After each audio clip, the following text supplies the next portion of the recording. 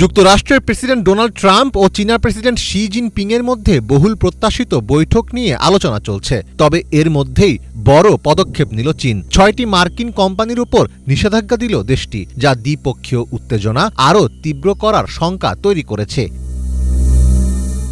২৫ September এক ঘোষণায় চীনের বাণিজ্য মন্ত্রণালয় জানায়, এই মার্কিন কোম্পানিগুলো তাইওয়ানের সঙ্গে সামরিক ও প্রযুক্তিগত সহযোগিতা করছে। তাইওয়ানের সঙ্গে তথাকথিত সামরিক সহযোগিতায় লিপ্ত হওয়া মানে এক চীন নীতির প্রতি অবজ্ঞা। বেইজিংয়ের মতে এটি চীনের জাতীয় সার্বভৌমত্ব, নিরাপত্তা ও উন্নয়ন স্বার্থের প্রতি সরাসরি হুমকি। চীনের অনির্ভরযোগ্য সত্তার তালিকায় যুক্ত করা কোম্পানিগুলো হল মনুষ্যবিহীন যানবাহন নির্মাতা প্রতিষ্ঠান সার্নিক টেকনোলজিস, স্যাটেলাইট প্রযুক্তি কোম্পানি এরকম এবং ইঞ্জিনিয়ারিং ফার্ম ওশানিয়ারিং ইন্টারন্যাশনাল।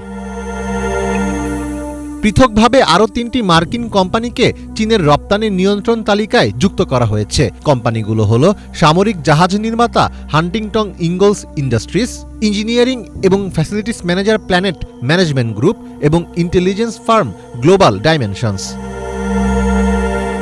ওয়াশিংটনের তরফ থেকে তাৎক্ষণিক কোনো প্রতিক্রিয়া জানানো হয়নি। তবে বিশ্লেষকরা বলছেন, এই নিষেধাজ্ঞা চীন ও যুক্তরাষ্ট্রের কূটনৈতিক সম্পর্কে নতুন উত্তেজনার জন্ম দিতে পারে।